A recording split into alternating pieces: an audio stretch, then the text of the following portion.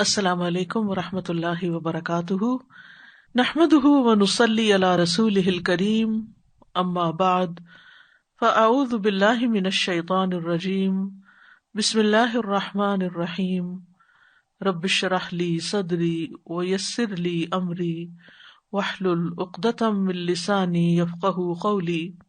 انشاءاللہ آج سے ہم نیا چیپٹر شروع کریں گے، پیج نمبر 1040، فقہ السعادۃ والشقاوہ، خوش بختی، خوش نصیبی اور بدبختی اور محرومی کی فقہ، کہ حقیقی خوش نصیبی کیا ہے، خوش قسمت کون ہے اور بد قسمت کون ہے۔ ایک وہ معیار ہے جو ہم نے قائم کر رکھے ہیں، اور ایک وہ ہے جو حقیقت میں ہے۔ قال اللہ تعالی ان الذین قالوا ربنا اللہ ثم استقاموا، بے شک وہ لوگ جنہوں نے کہا کہ اللہ ہمارا رب ہے، پھر انہوں نے استقامت اختیار کی، تتنزل علیہم الملائکۃ الا تخافوا ولا تحزنوا، ان پر فرشتے اترتے ہیں، وہ کہتے ہیں کہ نہ تم خوف کھاؤ اور نہ غم کرو، وابشروا بالجنۃ التی کنتم توعدون، اور اس جنت کی خوشخبری پاؤ جس کا تم وعدہ دیے جاتے ہو۔ نحن اولیاؤکم فی الحیاۃ الدنیا وفی الآخرہ، ہم تمہارے دوست ہیں دنیا کی زندگی میں اور آخرت میں بھی۔ وَلَكُمْ فِيهَا مَا تَشْتَهِي أَنفُسُكُمْ، اور تمہارے لیے اس جنت میں وہ سب کچھ ہوگا جس کی تمہارے نفس خواہش کریں گے۔ وَلَكُمْ فِيهَا مَا تَدَّعُونَ، اور تمہارے لیے اس جنت میں وہ بھی ہوگا جو تم طلب کرو گے۔ نُزُلًا مِّن غَفُورٍ رَحِيمٍ، بہت ہی بخشنے والے مہربان رب کی طرف سے مہمانی ہوگی۔ تو اصل خوش قسمتی اس کی ہے کہ جو اللہ کو اپنا رب بنا لے، پھر اس پر استقامت اختیار کرے، یعنی ایک دفعہ رب کو رب ماننے کے بعد پھر اس بات کو بھولے نہیں، اس چیز کو چھوڑے نہیں، بلکہ اس پر جمع رہے۔ تو ایسے ہی لوگ ہیں جن پر فرشتے اترتے ہیں اور فرشتوں کا ساتھ ان کو نصیب ہوتا ہے، فرشتوں کی مدد ان کو حاصل ہوتی ہے۔ وہ انہیں صرف مادی قسم کی مدد ہی فراہم نہیں کرتے بلکہ ان کو ڈھارس بھی بندھاتے ہیں، کیونکہ اللہ کے راستے پہ چلنے میں انسان کو طرح طرح کی مشکلات کا سامنا کرنا پڑتا ہے۔ کبھی اپنے ہی اندر کی مشکلات ہوتی ہیں، کبھی باہر کی مشکلات ہوتی ہیں۔ تو ایسے میں انسان اگر اس کے اندر ایک تسلی کی کوئی بات یا خیال آئے تو پھر انسان کے خوف اور اندیشے دور ہو جاتے ہیں، اور اس راہ پر چلنے سے اس کے غم بھی مٹ جاتے ہیں، اور پھر دنیا اور قبر کے علاوہ آخرت میں بھی خوف اور غم سے نجات ملتی ہے اور جنت کی بشارت۔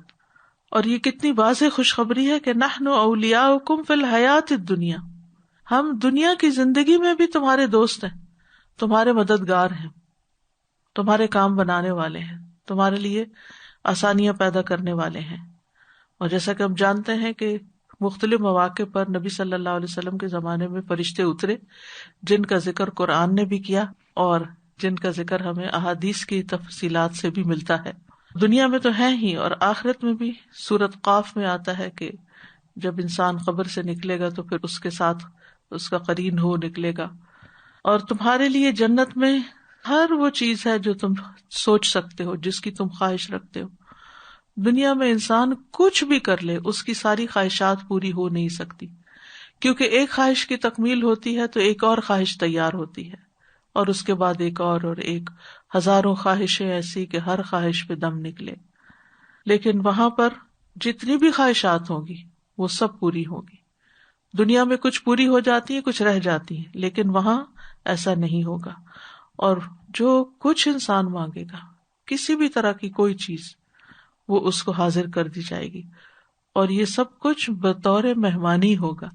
جیسے مہمان کی خدمت کی جاتی ہے، اس کی خواہش پوری کی جاتی ہے، اس کے آرام کا خیال رکھا جاتا ہے، اس کو گھمایا پھرایا جاتا ہے، اس کو کھلایا پلایا جاتا ہے، اور یہ سب کچھ فار فری ہوتا ہے، اس کے کوئی چارجز نہیں ہوتے، اس پر اس کو کچھ دینا نہیں پڑتا۔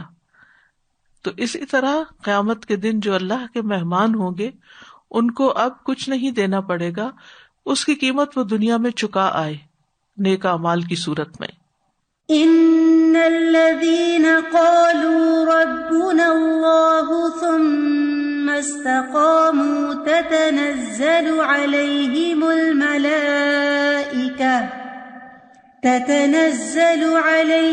الملائكة ألا تخافوا ولا تحزنوا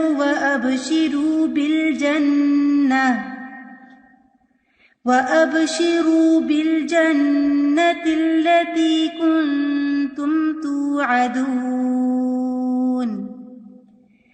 نحن أولياؤكم في الحياة الدنيا وفي الآخرة وَلَكُمْ فِيهَا مَا تَشْتَهِي أَنفُسُكُمْ وَلَكُمْ فِيهَا مَا تَدَّعُونَ نُزُلًا مِّنْ غَفُورٍ رَّحِيمٍ۔ جی السلام علیکم استاذہ، یہ بس اسی پہ غور کر رہی تھی کہ ثم استقاموا، ساری جو ہے نچوڑ اور سارا جو ہے وہ استقامت پہ ہے، اور پھر کیا کیا چیزیں استقامت میں آئیں گی، جیسے آپ نے کہا نا کہہ کے تو پھر بھولے نہیں، اس کو یاد رکھے، اس کو تھام لے، اس کو پکڑ لے، تو یہ بس لگ رہا تھا کہ یہ یعنی جو اللہ کے راستے پر چلے اور چلتے ہی رہے اور کہیں رکے نہیں، آخری دم تک انہوں نے یہی راہ اختیار کی، اللہ کی اطاعت اور فرما برداری کے جو بھی کام تھے وہ انہوں نے پورے پورے کیے۔ جی استاذہ السلام علیکم۔ اس دنیا میں استاذہ ایسے ہوتا ہے کہ ایک خواہش پوری ہوتی ہے تو دوسری ہاتھ سے نکل جاتی، جیسے بندہ کہتا ہے بچے بڑے ہو جائیں، لیکن تب تک آپ بوڑھے ہو جاتے ہیں کہ آپ انجوائے کریں، بچے ہاتھ سے نکل جاتے ہیں، لیکن ادھر اتنی خوبصورت بات ہے کہ سب چیزیں مل جائیں گی، کوئی بھی کسی کے چھوٹنے کا ڈر نہیں ہوگا۔ دنیا میں انسان ایسی ہی جگہ اور ایسے ہی حالات کے انتظار میں رہتا ہے جہاں اس کی ہر بات پوری ہو، ہر بات مان لی جائے، تو یہ جنت ہی ہے جہاں اس کی ہر بات مان لی جائے گی۔ وَلَكُمْ فِيهَا مَا تَدَّعُونَ۔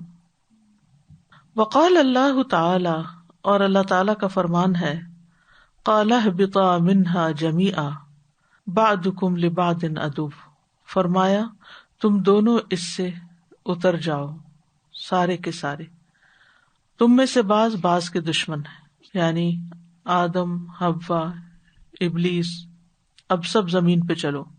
فَإِمَّا يَأْتِيَنَّكُم مِّنِّي هُدًى فَمَن اتَّبِعَ هُدَايَ فَلَا يَضِلُّ وَلَا يَشْقَىٰ، پھر اگر تمہارے پاس میری طرف سے کوئی ہدایت آئے تو جس نے میری ہدایت کی پیروی کی تو نہ وہ بھٹکے گا اور نہ وہ بدبخت ہوگا۔ وَمَنْ أَعْرَضَ عَنْ ذِكْرِي فَإِنَّ لَهُ مَعِيشَةً ضَنْكًا وَنَحْشُرُهُ يَوْمَ الْقِيَامَةِ أَعْمَىٰ، اور جس نے میرے ذکر سے منہ موڑا تو یقیناً اس کے لیے تنگ معیشت ہوگی، تنگ گزران ہوگی، اور ہم اس کو قیامت کے دن اندھا اٹھائیں گے۔ قال رب لم حشرتنی اعمیٰ، وہ کہے گا اے میرے رب تو نے مجھے اندھا کیوں اٹھایا، وقد كنت بصیرا، حالانکہ میں تو دیکھنے والا تھا۔ قال كذلك اتتك آیاتنا فنسیتها، اللہ تعالیٰ فرمائے گا اسی طرح تیرے پاس ہماری آیات آئی تھیں تو تم نے ان کو بھلا دیا۔ وَكَذَلِكَ الْيَوْمَ تُنْسَىٰ، اسی طرح آج تم بھلائے جاتے ہو۔ یعنی دنیا میں انسان آیا ہے امتحان کے لیے، اور امتحان کیا ہے کہ کون اللہ کی ہدایت کی کتنی پیروی کرتا ہے، اور یہی اللہ کو رب ماننا اور پھر استقامت اختیار کرنا ہے۔ فَمَنِ اتَّبَعَ هُدَايَ، ہدایت کا اتباع، اسی کے پیچھے چلتے رہنا، تو ایسا شخص دنیا میں بھی بدبخت نہیں ہوگا۔ یہ خوش بختی اور بدبختی، یعنی خوش بختی کی آیت اوپر ہے اور یہ بدبختی کے بارے میں بتا رہی ہے آیت کہ ایسا شخص پھر بدبخت نہیں ہوگا جو اللہ کی ہدایت کی پیروی کرے گا، اور جو میرے ذکر سے منہ موڑ لے گا، اعراض برتے گا، تو پھر اس کے لیے دنیا کی زندگی بھی تنگ ہوگی، دنیا میں بھی اس کو طرح طرح کی مشکلات ہوں گی، اور قیامت کے دن بھی وہ اندھا اٹھایا جائے گا اور اس کو بتا دیا جائے گا واضح طور پر۔ وہ پوچھے گا میں اندھا کیوں اٹھایا گیا، تو بتایا جائے گا کہ تمہارے پاس ہماری آیات آئی تھی، ہمارے احکامات آئے تھے، ہماری نشانیاں آئی تھی، تو تم نے وہ نشانیاں نہ دیکھی، نہ پڑھی، نہ سنی، نہ سمجھی، ان کو تم نے بھلا دیا، ان کو پس پشت ڈال دیا، ان کے لیے تمہارے پاس وقت نہیں تھا، لہذا آج تم بھی یہاں بھلائے جاتے ہو۔ قال اهبطا منها جميعا بعضكم لبعض عدو فإما يأتينكم مني هدى فمن اتبع هداي فلا يضل ولا يشقى ومن أعرض عن ذكري فإن له معيشة ضنكا وَنَحْشُرُهُ يَوْمَ الْقِيَامَةِ أَعْمَى قَالَ رَبِّ لِمَ حَشَرْتَنِي أَعْمَى وَقَدْ كُنْتُ بَصِيرًا قَالَ كَذَلِكَ أَتَتْكَ آيَاتُنَا فَنَسِيتَهَا وَكَذَلِكَ الْيَوْمَ تُنْسَى. استاذہ جی معیشت دن کا ہے نا، یہاں پہ تو ان لوگوں کے حوالے سے ہے جو اللہ کے ذکر سے منہ موڑتے، لیکن کئی دفعہ ہم پریکٹیکل لائف میں دیکھتے ہیں کہ بہت اللہ والے لوگوں پہ بھی کئی دفعہ معیشت تنگ ہوتی ہے، تو اس کو پھر کیسے؟ لیکن ان کا دل اس پہ راضی ہوتا ہے. یہ میں سوچ رہی یہ بہت بڑا فرق ہوتا ہے. یعنی ایک شخص جس کے پاس معیشت تنگ نہ بھی ہو تو اس کا دل تنگ ہو سکتا ہے، اور دوسرا یہ کہ اس کے پاس معیشت تنگ ہے، یعنی گزران میں صرف مال نہیں ہے. یہاں صرف ایسا نہیں کہ مال کی کمی ہے، یہاں اوور آل جو اس کا لائف سٹائل ہے یا اس کی زندگی ہے اس میں تنگی ہوگی، اس کے دل کے اندر گھٹن ہوگی، اس میں اس کو فراخی نصیب نہیں ہوگی، فارغ البالی نہیں ہوگی، پریشانیوں میں جکڑا رہے گا. بالکل بہت پیسہ اور شہرت اور کامیابیاں سب کچھ ہوتے ہوئے بھی سوئسائڈ کر لیتے ہیں اسی وجہ سے. السعادۃ التی تؤثرها النفوس ثلاث مراتب، وہ خوش قسمتی، خوش بختی، خوش نصیبی جس کو نفس ترجیح دیتے ہیں 3 مراتب پر ہے، 3 درجوں پر ہے، 3 لیولز پر ہے. الاولی، پہلی، سعادت خارجت عن ذات الانسان، وہ سعادت جو انسان کی ذات سے باہر ہے، یعنی انسان کے علاوہ. وہی مستعارۃ لہ من غیرہ، اور وہ کسی دوسرے سے ادھار لی ہوئی ہوتی ہیں، مستعار ہوتی ہیں.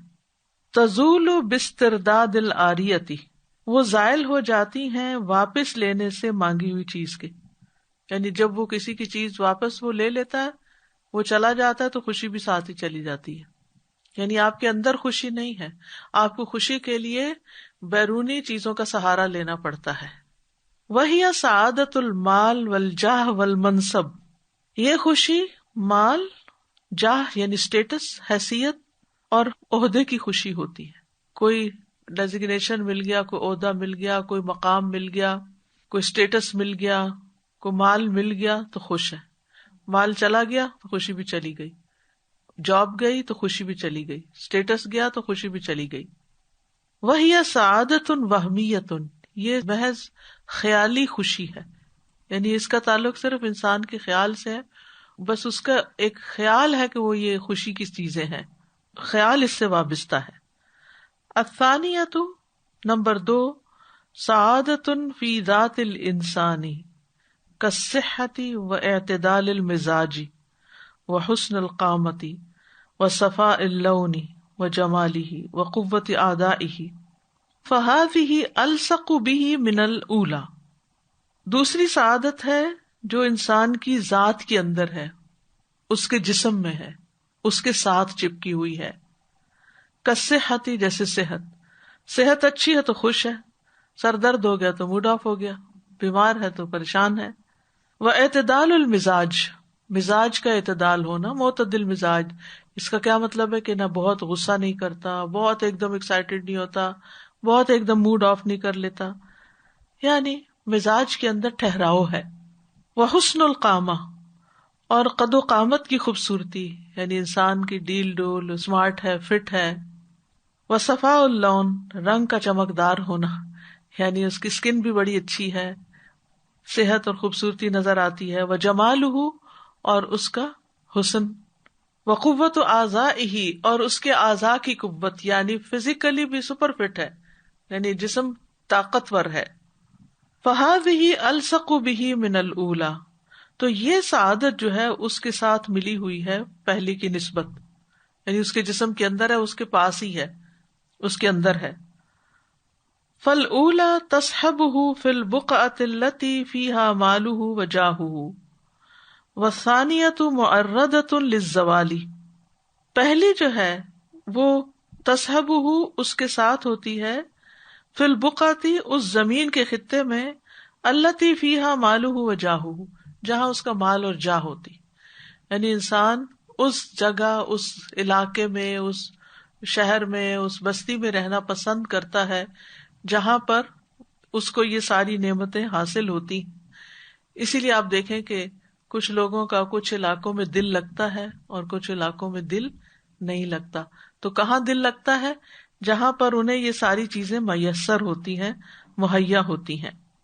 والثانیہ اور دوسری جو ہے، یعنی کون سی چیزیں؟ مال، جاہ، منصب. اور دوسری چیزیں جو ہیں یہ زوال کا نشانہ بن جاتی ہیں.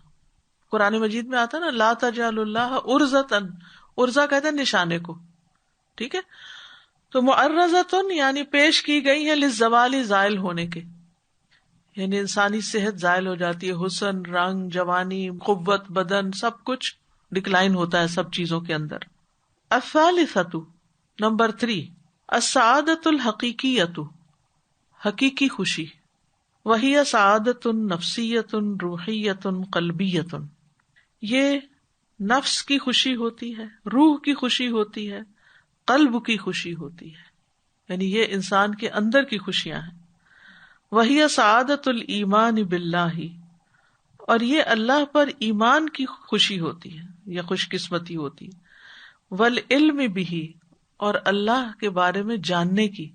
جتنا جتنا انسان اللہ کو پہچانتا جاتا ہے اتنی اتنی اس کی یہ خوشی بڑھتی چلی جاتی ہے. وبدینہ وبشرعہ، اور اس کے دین کا علم اور اس کی شریعت کا علم یا اس کی پریکٹس جو ہے وہ اس کو خوش رکھتی ہے. فہذہ السعادۃ ہی الباقیۃ علی تقلب الاحوال، تو یہ خوش قسمتی، یہ خوشی ہمیشہ باقی رہتی ہے چاہے حالات بدلتے ہی کیوں نہ رہے. تقلب ہوتا ہے تبدیلی، احوال حالات، حالات کی تبدیلی کے باوجود یہ خوشی باقی رہتی. اسی لیے آپ دیکھیں کہ جن لوگوں کے اندر ایمان ہوتا ہے، اللہ کی معرفت ہوتی ہے، اللہ کی محبت ہوتی ہے، دین کی محبت ہوتی ہے، دین کا علم ہوتا ہے، ان کے حالات میں جب کبھی تبدیلی آتی ہے، کوئی بیماری آ جاتی ہے یا مال چلا جاتا ہے یا اولاد میں کوئی چیز پریشان کرتی ہے، تو وہ سنبھلے رہتے ہیں، وہ معتدل مزاج ہی رہتے ہیں، وہ اس کو برداشت کر جاتے ہیں، وہ اس کے آگے گر نہیں پڑتے. لیکن جس کے لیے بیرونی سہارے خوشی کا سبب ہو تو وہ شخص ہمیشہ خوش نہیں رہ سکتا.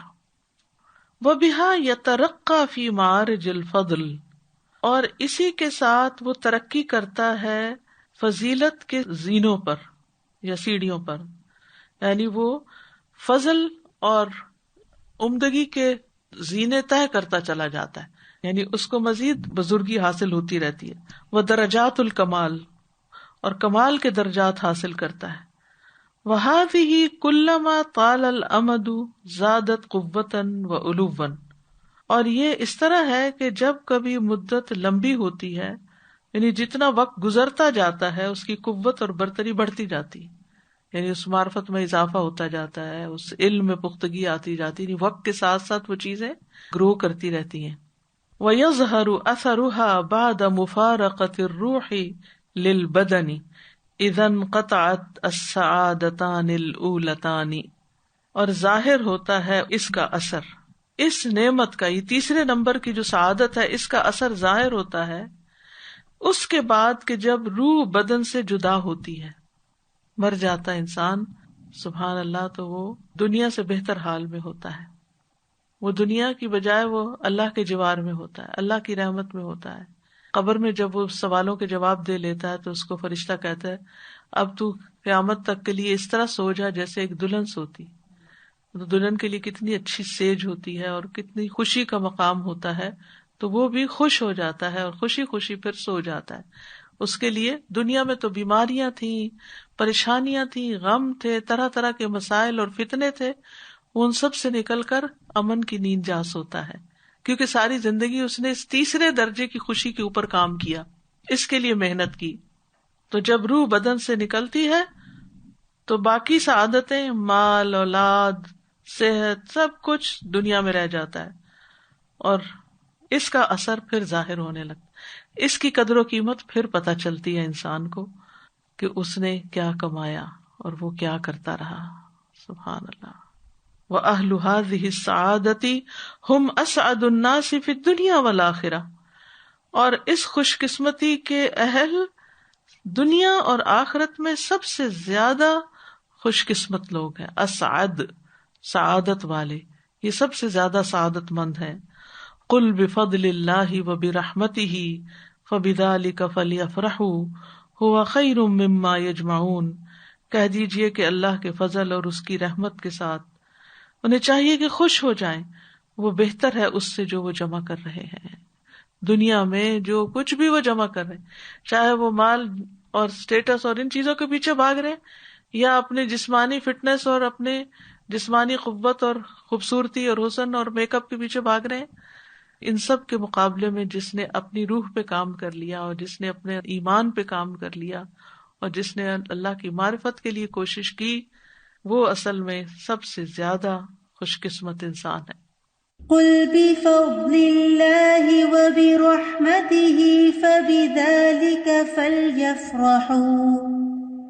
فبذلك فليفرحوا هو خير مما يجمعون. میں سوچ رہی تھی کہ بدر والے جو تھے نا، ان کو اللہ تعالیٰ نے اتنی سعادت دی، اور ان کی کوشش سے اور ان کا ایمان تھا نا، کہ جس ایمان کی وجہ سے وہ نکلے تھے، اور ان کی قربانی جو تھی اس وقت، اور جو موسٹلی نیڈڈ تھی اس وقت، ان کے ایمان کی، اور ہر چیز کو اللہ تعالیٰ نے سعادت دے دی. جو ساتھ جڑا ہوا تھا، چاہے وہ فرشتے تھے، چاہے وہ ان کے اوزار تھے، چاہے وہ لوگ تھے جو اپنی جو کچھ چھوڑ کے آئے تھے، اور جو اپنی مجبوری کی وجہ سے پیچھے بھی رہ گئے تھے، ان کی نیتوں پہ اللہ تعالیٰ نے کہا کہ نہیں یہ آ سکے. عثمان رضی اللہ تعالیٰ نہیں حاضر ہو سکے تھے.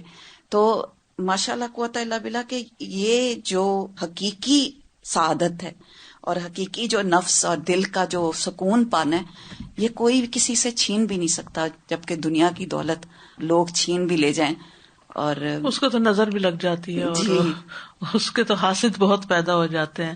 جو آپ اوپر جاتے ہیں تو آپ کے دشمنوں کی فہرست بڑھتی جاتی ہے. اور استاذہ جیسے جیسے دنیا کی جو خوش قسمتی ہم سمجھتے ہیں وہ جیسے ہم کو ملتی ہے، خوف بھی ساتھ آ جاتے ہیں، کہیں یہ چلی نہ جائے، کہیں چلی نہ جائے. لیکن یہ جو سعادت ہے اللہ سبحانہ تعالیٰ کی محبت اور اس کی معرفت کی، یہ جیسے جیسے بڑھتی ہے اور سکون آتا ہے، خوف کی جگہ سکون آنے لگ جاتا ہے، کیونکہ اس کو کوئی چھین ہی نہیں سکتا نا. اور استاذ ایک اور بات کی، یہ جو آپ نے کہا نا کہ سوئیں گے، وہ کہے گا فرشتہ کہیں گے سو جو جیسے دلہن سوتی ہے. اس دنیا میں سوائے وہ نیند جو دلہن سوتی ہے، اس کے علاوہ ہر وقت جو نیند ہم سوتے ہیں وہ تکلیف کی ہوتی ہے، کہ پتہ ہوتا ہے صبح اٹھ کے یہ کرنا ہے، ابھی اٹھ کے، اور جب اگر دوپہر کو بھی کبھی آنکھ لگ جائے تو خواب بھی اگر آئے گا تو یہی آئے گا کہ اب ہانڈی بنانی ہے یا یہ کرنا ہے وہ کرنا ہے. خوف کی نیند ہوتی ہے، یعنی ایک ٹینشن کے ساتھ ہی انسان. استاذہ جی میں یہ سوچ رہی تھی کہ کتنی اہم پوائنٹ ہے یہ کہ انسان اپنی روح کو تازہ کرے اور روح کو وہ سنوارے، جبکہ برعکس یہ ہے کہ آج کے زمانے میں، بلکہ کافی ٹائم کے زمانے سے بس ظاہری خوبصورتی کو ہی سنوارا جا رہا ہے. بس ہر چیز میں گرومنگ آؤٹ سائڈ ہو، بہترین گھر نظر آئے، بہترین بچے نظر آئے، خوبصورت کپڑے پہنے میں ہو، چاہے ان کی تربیت اچھی ہو نہ ہو، انہیں یہ پتا ہے کہ دوسرے کے گھر جا کے ان کے پلنگ یا صوفوں پہ نہیں ناچنا، مگر بچے کو وہ تربیت نہیں دی جا رہی ہے. بس کپڑے بہت اچھے برانڈیڈ پہنائے ہوئے، بچہ اندر آیا اور اندر گھر میں آتے ہی اس نے ایسی حرکتیں کی کہ لگا کہ اس کو تو بیچارے کو کچھ سمجھایا ہی نہیں گیا. نمبر 2 یہ کہ روح اتنی بیمار نظر آتی ہے آج کل کہ جس سے بات کرو وہ سیڈسٹ ہو گیا ہے. اگر آپ اپنی خوشی کسی کے ساتھ شیئر کرو، وہ دے آر سو سیڈسٹ کہ ان کا چہرہ ہی بدل جاتا ہے. مطلب آپ کو آئی ڈونٹ نو سب دیکھ سکتے ہیں کہ نہیں، بٹ فیل ہو جاتا ہے کہ they are not happy with what you are getting. اور حسد اتنا عام چھلکنے لگا ہے آنکھوں سے، اشاروں سے، جسم کی حرکات سے. تو یہ روح کی بیماری بڑھ گئی ہے، اور ظاہری ایسے برانڈڈ چیزیں پہننے لگے ہیں، گاڑی اور گھر بہترین، مگر when you talk to them, when you need them, when you discuss something, some problem with them, you feel like they have no mercy, they have no compassion. آپ کے جوتے میں وہ آ ہی نہیں سکتے اگر آپ ان کو اپنی پرابلم بتاؤ نا، ان کے مائنڈ میں کچھ اور چل رہا ہوتا ہے. تو یہ روح بالکل خالص نہیں رہی ہے. تازہ میں کمپیریزن کر رہی تھی دونوں سٹیجز کا، تو فرسٹ والی جو باہر کی ہے وہ تو بالکل لمیٹڈ ہو گئی نا، کہ آپ ایک سرٹن علاقے کے پریزیڈنٹ ہیں تو بس سرٹن علاقے میں ہی پریزیڈنٹ ہے، جیسے آپ اس علاقے سے باہر جائیں گے لوگ شاید آپ کو جانتے بھی نہ ہو، نہ آپ کے چہرے سے نہ آپ کی اس سے. اور سیکنڈ والی جو ہے جیسے جیسے آپ اولڈ ایج میں جاتے جاتے ہیں بڑھاپے کی طرف تو وہ سب چیزیں آہستہ آہستہ ڈکلائن ہوتی جاتی ہیں. لیکن تیسری چیز سبحان اللہ جیسے جیسے آپ اولڈ ایج کی طرف جاتے ہیں وہ اور اسٹرانگ اور مضبوط، اور جب آپ دنیا سے جاتے ہیں تو اس سے بھی زیادہ آپ کے اوپر لوٹتی ہے. سبحان اللہ تھرڈ لیول جو ہے وہ ٹائم کے ساتھ بجائے ڈکلائن ہونے کے رائز ہو رہا ہے. بالکل. وَهَذِهِ السَّعَادَةُ، اور یہ سعادت، یہ خوش قسمتی، یعنی جس میں روح خوش ہوتی ہے انسان کی اور جو اللہ کی معرفت پر مبنی ہے، لا يعرف قدرها، اس کی قدر و قیمت معلوم نہیں کی جا سکتی. وَيَبْعَثُ عَلَى طَلَبِهَا، اور اس کی طلب پر نہیں ابھارتی، إِلَّا الْعِلْمُ بِهَا، مگر اس کا علم ہونا. یعنی یہ جو خوش قسمتی ہے اس کی قدر و قیمت اور اس پر موٹیویٹ علم ہی کرتا ہے. وَإِنَّمَا رَغِبَ أَكْثَرُ الْخَلْقِ عَنْ اِكْتِسَابِ هَذِهِ السَّعَادَةِ. رغب ان کیا ہوتا ہے؟ کسی چیز سے منہ موڑنا. وَمَن يَرْغَبُ عَن مِلَّةِ إِبْرَاهِيمَ، اور یقیناً منہ موڑ رکھا ہے مخلوق کی اکثریت نے ان اکتساب هذه السعادة، اس خوش قسمتی کو حاصل کرنے سے، وتحصیلها، اور اس کو کمانے سے، لوعورة طریقها، اس کے راستے کے دشوار گزار ہونے کی وجہ سے. کیونکہ اللہ کی معرفت کا راستہ، اللہ کے بارے میں علم کا، دین اور شریعت کے علم کا راستہ ایک مشکل راستہ ہے. تو چونکہ راستہ مشکل ہے اس لیے اکثریت اس طرف آنے کی ہمت نہیں کرتی. وَتَعْبِ تَحْصِيلِهَا، اور اس کو حاصل کرنے میں جو مشقت ہوتی ہے، وَالْجَهْلِ بِقِيمَتِهَا، اور اس کی قدر و قیمت کی لا علمی، پتہ ہی نہیں کہ اس کی ویلیو کیا ہے. وَلَوْلَا جَهَلَ الْأَكْثَرِينَ بِحَلَاوَةِ هَذِهِ السَّعَادَةِ، اور اگر نہ ہوتے جاہل بہت سے لوگ اس مٹھاس اور حلاوت اور سویٹنس سے، هذه السعادة، اس خوش قسمتی کی، اس خوش بختی کی، وعظم قدرها، اور اس کی قدر و قیمت کی عظمت سے، لتجالدوا علیہا بالسیوف، تو وہ تلواروں کے ساتھ اس پہ چڑھائی کر دیتے. یعنی چونکہ لوگوں کو پتہ ہی نہیں کہ یہ روحانی خوشی کیا خوشی ہوتی ہے، اکثریت جاہل ہے، تو جن کے پاس ہے ان کو انہوں نے اسپیئر کیا ہوا ہے، ورنہ تو وہ اگر ان سے چھین سکتے ہوتے تو جنگ کر کے ان سے وہ چھین لیتے. جیسے ان لوگ دنیا کے مال متاع کی خاطر، منصب کی خاطر لڑائیاں اور جنگیں کرتے ہیں، ایسے ہی لوگوں کی دلوں کی خوشی کو بھی چھیننے کے لیے لڑائی کر لیتے. وَلَكِنْ حُفَّتْ بِحِجَابٍ مِّنَ الْمَكَارِهِ، لیکن گھیر دی گئی ہے ناپسندیدہ چیزوں، تکلیفوں کے حجاب کے ساتھ، یعنی یہ خوشی ڈھکی ہوئی ہے ناپسندیدہ چیزوں سے. وَحُجِبُوا عَنْهَا بِحِجَابٍ مِّنَ الْجَهْلِ، اور وہ اس سے چھپا دیے گئے، حُجِبُوا یعنی کورڈ ہیں، جہالت کے حجاب سے، یعنی جہالت کا جو پردہ ہے وہ ان پر چڑھا ہوا ہے ایسے لوگوں پر، اس لیے ان کو پتہ ہی نہیں ہے کہ اللہ کی معرفت سے انسان کو کس قدر خوشی نصیب ہوتی ہے. لِيَخْتَصَّ اللَّهُ بِهَا مَن يَشَاءُ مِنْ عِبَادِهِ، تاکہ اللہ خاص کرے اس کے ساتھ اپنے بندوں میں سے جس کو چاہتا ہے. یعنی جس طرح رزق، روزیاں، مال متاع کی تقسیم ہے، تقدیر میں ہے، ایسے یہ خوشی بھی خوش قسمتوں کے ہاتھ آتی ہے.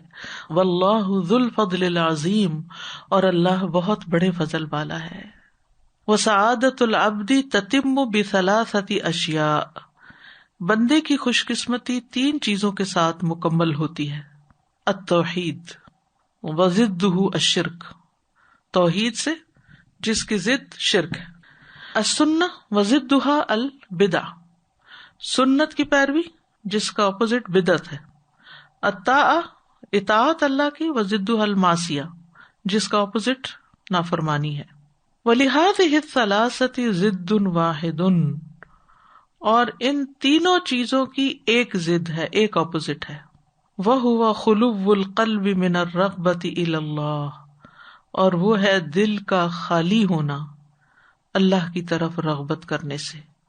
وفی ما عند اللہ، اور جو اللہ کے پاس ہے اس کے بارے میں، یعنی انعام و اکرام، ومن الرہبۃ من اللہ، اور اللہ کے ڈر سے خالی ہونا، ومما عندہ، اور اس سے جو اس کے پاس ہے یعنی عذاب۔ کیا مطلب ہے کہ یہ تینوں چیزیں جو ہیں ان کی اپوزٹ ایک ہی چیز ہے، اور وہ ہے دل کا اللہ کی محبت سے خالی ہونا، اللہ کے انعام و اکرام کے شوق نہ ہونا، اور اللہ کے عذاب کی ڈر نہ ہونا۔ کیا مطلب ہے؟ مطلب یہ ہے کہ شرک ہو، بدعت ہو، معصیت ہو، یہ تین چیزیں دراصل اس لیے انسان کے اندر پیدا ہو جاتی ہیں کہ انسان کا دل اللہ کی طرف مائل نہیں ہوتا، اللہ کے انعام و اکرام کی طرف مائل نہیں ہوتا، اور اللہ کے عذاب سے ڈرتا نہیں۔ جو اللہ کی طرف مائل ہو، اللہ سے محبت رکھتا ہو، اور اللہ کی جنت کا شوق رکھتا ہو، اور اس کے جہنم سے ڈرتا ہو، تو پھر اس کو علم حاصل کرنے اور توحید کو اختیار کرنے، کیونکہ توحید جو ہے نا وہ سراسر علم پر مبنی ہے، وَاعْلَمْ أَنَّهُ لَا إِلَٰهَ إِلَّا هُوَ۔ سنت جو ہے اس کی پیروی بھی علم کے بغیر نہیں ہو سکتی، اور اطاعت بھی نہیں ہو سکتی۔ ٹھیک ہے جی استاذہ، جیسے انبیاء کے آنے کا بھی یہی مقصد بتایا گیا نا، بشیرن و نذیرہ، کہ وہ خوشخبری بھی دینے والے ہیں اور ڈرانے والے بھی ہیں۔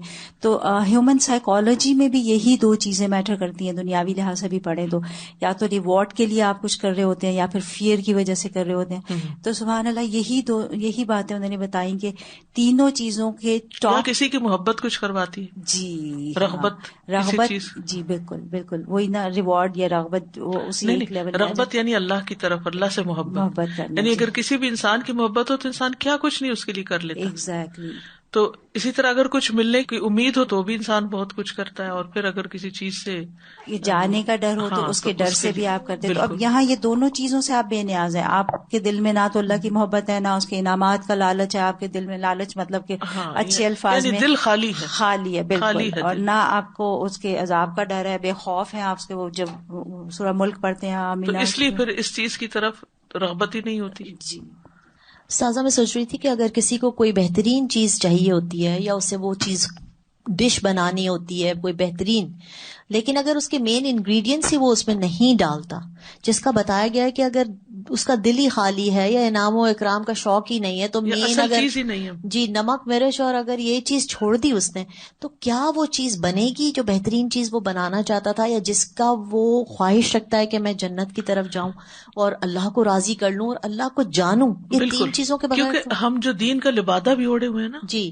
اس میں بھی یہ تین چیزیں خالی ہیں، یعنی یہ تینوں چیزیں نہیں ہوتی، لہذا پھر وہ دین بھی پھیکا اور بے روح بے مزہ ہے۔ تبھی پھر لوگ دین کی طرف سے کیوں، دین کے جو سکھانے والوں کی طرف سے جب پلٹ جاتے ہیں، وہ وجہ یہ ہوتی ہے کہ ان کے اندر یہ تین چیزیں چھلک نہیں رہی ہوتی۔ بالکل، زیادہ تر ہم یہ سوچتے ہیں اوہ یہ تو خود ہی نہیں ڈرتا، یا پھر اس کے پاس اخلاق نہیں ہے، یا پھر اس کے پاس میرے لیے کوئی کمپیشن ہی نہیں ہے، اور پھر اللہ کی محبت جیسے ہوتی ہے نا، وہ چھلک رہی ہوتی ہے، وہ چھلک رہی ہوتی ہے کہ یہ صرف اللہ کی خاطر کام کر رہا ہے۔ بالکل۔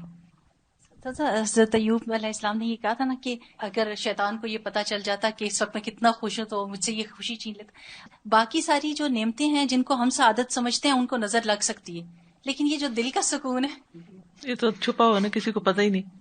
والانسان لجہلہ یعتقد ان العزت فی الدنیا بثلاثۃ اشیاء، اور انسان اپنی جہالت کی وجہ سے یہ سمجھتا ہے کہ دنیا میں اس کو تین چیزوں سے عزت ملتی ہے، بالمال والمنصب والجاہ، مال، عہدے اور حیثیت کی وجہ سے، اسٹیٹس کی وجہ سے، یعنی جس کے پاس مال ہے، کوئی عہدہ ہے، کس کمپنی میں کام کرتے ہیں، اور حیثیت ہے، اسٹیٹس کیا ہے دنیا میں، تو اس وجہ سے اس کو بڑا مقام ہے، یعنی اس شخص کی کوئی ویلیو ہے، قدر ہے۔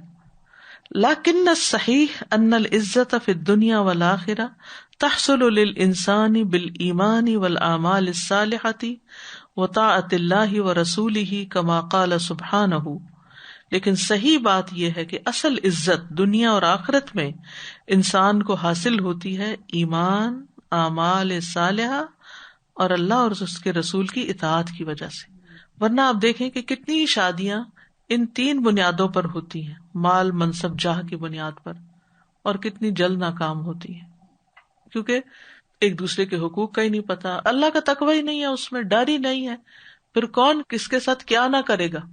اگر اس کو اپنے حقوق نہیں مل رہے تو پھر تو خیر نہیں دوسرے کی.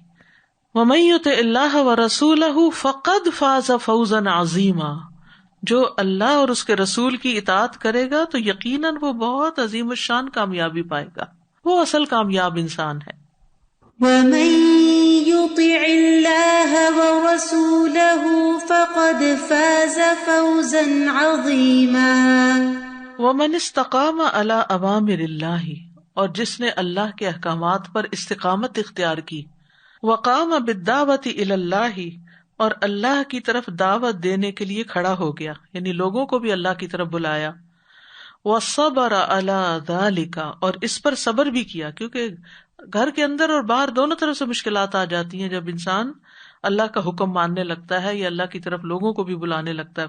خصوصاً عزہ اللہ فی الدنیا، اللہ اس کو دنیا میں بھی عزت دیتا ہے، یعنی اگرچہ مشکلات ہوتی ہیں لیکن انسان اگر صبر اختیار کرتا ہے تو اللہ تعالیٰ دنیا میں بھی انسان کا مقام بلند کرتا ہے. وَأَكْرَمَهُ بِخَمْسِ کرامات، اور اس پر 5 طرح کی کرامتیں اس کو دیتا ہے یا اس کو عزتیں عطا کرتا ہے. الاولی ان اللہ یعزہ وَإِن لَمْ تَكُنْ عِنْدَهُ أَسْبَابُ الْعِزَّةِ كَبِلَال، بے شک اللہ اس کو عزت دیتا ہے اگرچہ اس کے پاس بلال رضی اللہ عنہ جیسے عزت کے اسباب نہ بھی ہوں، نہ مال تھا، نہ اسٹیٹس تھا، نہ شکل و صورت، نہ کچھ بھی نہیں تھا. لیکن جب مکہ فتح ہوا تو نبی صلی اللہ علیہ وسلم نے کیا حکم دیا کہ بلال کعبہ کی چھت پہ چڑھ جاؤ اور آذان دو. اور اس وقت ان کی آذان سے کیا منظر ہوگا. یہ وہی مکہ کی گلیاں تھیں جہاں ان کو گھسیٹا گیا تھا، لیکن انہوں نے استقامت اختیار کی، لا الہ الا اللہ پر احد احد پکارا. اور آج اللہ نے دنیا کو دکھا دیا کہ مکہ کی گلیوں میں ذلیل کیا جانے والا کس طرح عزت پاتا ہے کہ سب نیچے کھڑے ہیں. ان کو دنیا میں کوئی جگہ، کوئی ایک جگہ بتائیے کہ جو کعبہ کی چھت سے زیادہ بڑی ہو عزت کے اعتبار سے، اگر کسی کو کہیں کھڑے ہونا نصیب ہو. ہم کعبہ کے اندر جانے کی ایک جھلک دیکھنے کے لیے ترستے ہیں، مکہ تک جانے کے لیے ترستے ہیں، اور اندر جانے، اور پھر یعنی وہ ابو بکر بھی ہو سکتے تھے، وہ عمر بھی ہو سکتے، وہ کوئی بھی ہو سکتا تھا، لیکن وہ بلال کو سعادت نصیب ہوئی کہ کعبہ کے اوپر چڑھو. اس وقت مشرکین مکہ کا اور بڑے بڑے سرداروں کا کیا حال ہوگا، یہ کہاں اور ہم کہاں، یہ کس چیز نے اس کو عزت دے دی.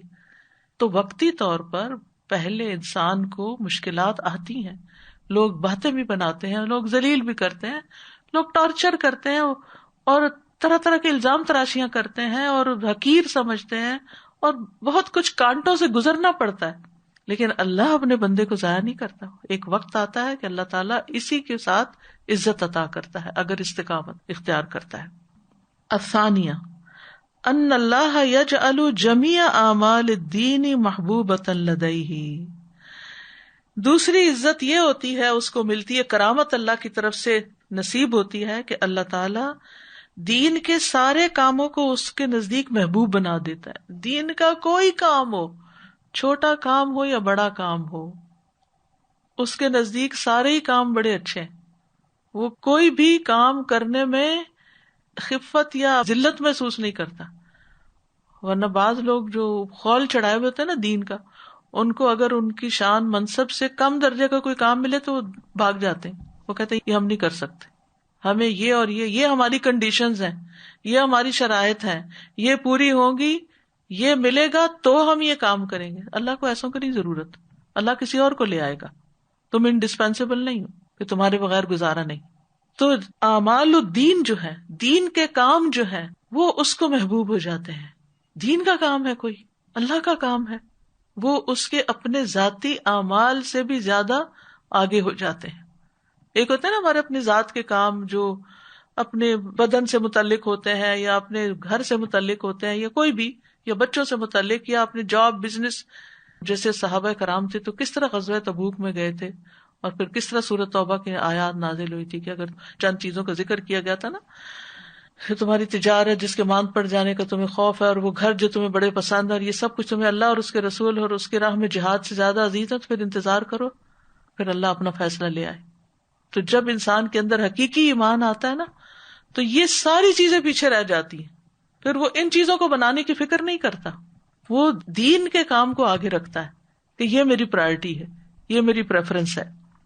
الثالثہ، تیسری چیز، ان اللہ یجعل لہ محبۃ فی قلوب الناس، اللہ اس کے لیے لوگوں کے دلوں میں محبت پیدا کر دیتا ہے، لوگ اس کو چاہنے لگتے ہیں، لوگ اس کی قدر کرنے لگتے ہیں، لوگ اس کی کمی کو محسوس کرتے ہیں، یعنی لوگوں کے دلوں میں اللہ محبت ڈال دیتا ہے۔ یہ کتنی بڑی بات ہے۔ آج لوگ اس بات کو ترستے ہیں اور لوگ کہتے ہیں ہم سے کوئی محبت نہیں کرتا، میری کوئی پرواہ نہیں۔ نفسیاتی امراض کا ایک بہت بڑا سبب یہ احساس ہے کہ نو بڈی کیئرس فار می۔ تو جس کو یہ ہو کہ ہر طرف سے محبتیں مل رہی ہوں، اور یہ کہاں سے ملی؟ اللہ کے راستے میں استقامت اختیار کرنے سے، اللہ کے احکام پہ چلنے سے، دعوت اللہ سے، اس پر صبر کرنے سے۔ چوتھی چیز، ان اللہ یطوی بساط الباطل من حولہ، اللہ تعالیٰ لپیٹ دیتا ہے باطل کی بساط کو جو اس کے ارد گرد ہوتا ہے، یعنی باطل اس کے پاس نہیں پٹکتا، یعنی باطل اس پر غلبہ نہیں پا سکتا۔ الخامسہ، پانچویں چیز، ان اللہ یؤیدہ بنصرۃ من عنده، اللہ اس کو اپنے پاس سے مدد عطا کرتا ہے، یعنی اس کی تائید کرتا ہے اپنے پاس سے مدد دے کر۔ فَإِذَا دَعَا اللَّهَ اسْتَجَابَ لَهُ، پھر جب وہ اللہ سے دعا کرتا ہے تو اللہ اس کی دعا قبول کر لیتا ہے، جیسے اویس کرنی تھے، جیسے اور بھی صحابہ تھے، بہت سے لوگ ہیں۔ جیسے نبی صلی اللہ علیہ وسلم نے حضرت عمر کو کہا تھا نا کہ جب وہ آئیں تو ان سے اپنے لیے دعا کروانا۔ ایسے لوگ جو اللہ کی اطاعت کو اپنی ذات پر ترجیح دیتے ہیں تو پھر اللہ تعالیٰ ان کو مستجاب الدعوات بنا دیتا ہے، ان کی دعائیں قبول ہوتی ہیں۔ وَأَمَّا فِي الْآخِرَةِ فَهُوَ مِنَ الْمُقَرَّبِينَ فِي جَنَّاتِ النَّعِيمِ، اور آخرت میں وہ جنات النعیم میں ہوتا ہے مقرب بندوں میں سے، یعنی آخرت میں اس کو جنت ملتی ہے اور اللہ کے مقرب بندوں میں شامل ہوتا ہے۔ وَتَتَحَقَّقُ السَّعَادَةُ فِي الدُّنْيَا وَالْآخِرَةِ بِالدِّينِ الْكَامِلِ وَالطَّاعَةِ التَّامَّةِ لِلَّهِ وَرَسُولِهِ فِي جَمِيعِ الْأَحْوَالِ، دنیا اور آخرت میں سعادت ثابت ہوتی ہے، تتحقق حق ہو جاتی نہیں، ثابت ہو جاتی ہے، کس کے ساتھ؟ دین کامل کے ساتھ، یعنی دین میں پورے پورے داخل ہو جاؤ۔ والطاعت التامۃ، اور مکمل اطاعت کے ساتھ، للہ ورسولہ، اللہ اور اس کے رسول کے لیے، فی جمیع الاحوال، سارے حالات میں۔ یہ نہیں کہ گھر میں بندہ کچھ ہو اور گھر کے باہر کچھ اور ہو، مسجد میں کچھ اور ہو، جاب کی جگہ پر کچھ اور ہو، نہیں، ہر جگہ اللہ ہی کی اطاعت ہو رہی ہو۔ والاستقامۃ تتحقق للعبد باربعۃ امور، اور استقامت ثابت ہوتی ہے بندے کے لیے چار چیزوں سے۔ الاول، ان یکون النبی صلی اللہ علیہ وسلم قدوۃ لکل مسلم فی کل مکان، یہ کہ نبی صلی اللہ علیہ وسلم ہر مسلم کے لیے ہر جگہ پر نمونہ ہوں، وفی کل زمان، اور ہر زمانے میں، فی فکرہ وفی عملہ وفی عبادتہ وفی معاملتہ وفی معاشرتہ وفی اخلاقہ وفی جہادہ وفی دعوتہ وفی سلوکہ وفی سائر احوالہ، وان تکون نساؤہ قدوۃ لنساء العالم، ہر مکان اور ہر زمان پر اپنی سوچ، اپنے عمل، اپنی عبادت، اپنے معاملے، اپنے معاشرت یعنی مل جل کر رہنے میں، اپنے اخلاق، اپنے جہاد، اپنی دعوت، اپنی سیرت و کردار، سلوک کہتے سیرت و کردار کو، اور اپنے تمام تر حالات میں۔ اور یہ کہ آپ کی جو ازواج ہیں وہ دنیا کی عورتوں کے لیے ایک نمونہ ہو، یعنی خواتین کے لیے ایکسٹرا چیز کیا ہے؟ ازواج مطہرات کو اپنا رول ماڈل سمجھیں۔ الثانی، دوسری چیز، اب یہ دین پر استقامت کے جو ہے نا طریقے کہ کس طرح استقامت آئے گی، ان یکون مسجدہ صلی اللہ علیہ وسلم اسوۃ لجمیع المساجد فی العالم فی شکلہ واعمالہ وفی عمارتہ بالوان العبادہ، کہ آپ کی مسجد، مسجد نبوی آج کے دور کی نہیں، جو آپ کے دور کی تھی، وہ تمام جہان کی مسجدوں کے لیے ایک نمونہ ہو، یعنی اس میں کیا کیا کام ہوتے تھے، اس کے اسٹرکچر کے اعتبار سے، اس کے اندر ہونے والے کاموں کے اعتبار سے، اس کے آباد ہونے میں مختلف طرح کی عبادتوں کے ساتھ، یعنی جس طرح مسجد کو صرف نماز کی جگہ نہیں بنایا گیا تھا بلکہ وہاں تعلیم بھی ہوتی تھی، وہاں بہت سارے کام ہوتے تھے، تو وہ ساری چیزیں مسجدوں کا ریوائول ہو اس طریقے پر جو نبی صلی اللہ علیہ وسلم کے ہاں پایا جاتا تھا۔ الثالث، ان یکون بیت النبی صلی اللہ علیہ وسلم اسوۃ لجمیع البیوت فی العالم من حیث بناؤہ وسعتہ وشکلہ، اور آپ کا گھر جو ہے وہ تمام جہان کے گھروں کے لیے نمونہ ہو، تعمیر کے اعتبار سے، وسعت کے اعتبار سے، شکل کے اعتبار سے، یعنی اس کی سادگی اور اس کی جو ہے طور طریقے، یعنی اس کے اندر جو جو کچھ ہوتا تھا اور جس طرح وہ لوگ رہتے تھے. والاعمال التي تقام فيه، اور وہ اعمال جو اس میں انجام دیے جاتے تھے. وما يجري فيه من حسن المعاشرة وتطبيق السنن والآداب في جميع الامور، اور جو بھی وہاں حسن معاشرت تھی، یعنی جس طرح آپس کے تعلقات تھے، سنتوں کی اپلیکیشن تھی، آداب اور مینرز کی تمام معاملات میں. الرابع، چوتھی چیز، ان تکون مدینتہ صلی اللہ علیہ وسلم اسوۃ لجمیع المدن فی العالم، کہ مدینۃ الرسول صلی اللہ علیہ وسلم جہان کی دنیا کے سارے شہروں کے لیے نمونہ ہو. من حیث محبت اہلھا بعضهم لبعض، یعنی جس طرح مدینہ کے رہنے والے انصار اور مہاجرین آپس میں ایک دوسرے سے محبت کرتے تھے، اس طرح کی محبت ہو اس شہر کے رہنے والوں کے اندر. وَإِيثَارُهُمْ وَصِدْقُهُمْ، اور جس طرح ان کے اندر قربانی کا جذبہ تھا، ایثار تھا اور سچائی تھی کہ مہمان کو کھلا دیا خود بھوکے رہے. وَحُسْنَ أَخْلَاقِهِمْ وَمُعَامَلَاتِهِمْ، اور ان کے اخلاق اور معاملات کی خوبصورتی. وَتَعَاوُنِهِمْ عَلَى الْبِرِّ وَالتَّقْوَى، اور ان کا تعاون نیکی اور تقوی کے کاموں پر. وَتَعَاطُفِهِمْ وَتَرَاحُمِهِمْ وَتَنَاصُحِهِمْ، اور ان کی باہم شفقت، تعاطف شفقت، اور ان کی باہم رحمت، ایک دوسرے پر مرسی اور ایک دوسرے کی خیر خواہی. فَبِالْإِسْتِقَامَةِ تَتَحَقَّقُ السَّعَادَةُ فِي الدُّنْيَا وَالْآخِرَةِ، استقامت اختیار کرنے سے ہی، یعنی دین کے راستے پر جمے رہنے سے ہی دنیا اور آخرت میں سعادت ثابت ہوتی ہے. للافراد والشعوب والامم، افراد کے لیے بھی، قبیلوں کے لیے بھی، امتوں کے لیے بھی. کما قال سبحانہ ان الذین قالوا ربنا اللہ ثم استقاموا تتنزل علیہم الملائکۃ الا تخافوا ولا تحزنوا وابشروا بالجنۃ التی کنتم توعدون نحن اولیاؤکم فی الحیاۃ الدنیا وفی الآخرہ وَلَكُمْ فِيهَا مَا تَشْتَهِي أَنفُسُكُمْ وَلَكُمْ فِيهَا مَا تَدَّعُونَ نُزُلًا مِّنْ غَفُورٍ رَّحِيمٍ. إِنَّ الَّذِينَ قَالُوا رَبُّنَا اللَّهُ ثُمَّ اسْتَقَامُوا تَتَنَزَّلُ عَلَيْهِمُ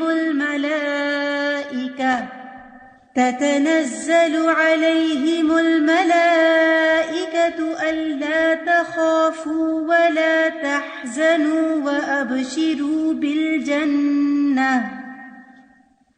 وَأَبْشِرُوا بِالْجَنَّةِ الَّتِي كُنتُمْ تُوعَدُونَ نحن أولياؤكم في الحياة الدنيا وفي الآخرة ولكم فيها ما تشتهي أنفسكم ولكم فيها ما تدعون نزلا من غفور رحيم. ومدار السعادت فی الدنیا والآخرہ علی الاعتصام باللہ، دنیا اور آخرت میں خوش قسمتی کا مدار اللہ کو مضبوط تھام لینے سے ہے. والاعتصام بحبلہ، اور اس کی رسی یعنی قرآن کو مضبوط پکڑنے سے. ولا نجات الا لمن تمسک بہاتین العصمتین، اور کسی کے لیے نجات ہے ہی نہیں مگر جو مضبوط پکڑے ان دونوں عصمتوں کو، یعنی ان دونوں چیزوں کو بچانے والی. فالاعتصام بحبلہ یعصم من الضلالہ، اللہ کی رسی کو مضبوط پکڑنے سے انسان بچ جاتا ہے گمراہی سے. اللہ کی رسی کو مضبوط پکڑنا گمراہی سے بچا لیتا ہے. والاعتصام بہ سبحانہ یعصم من الہلکۃ، اور اللہ کو مضبوط تھام لینا، اللہ پہ ایمان، توکل، یقین، یہ انسان کو ہلاکت سے بچا لیتا ہے.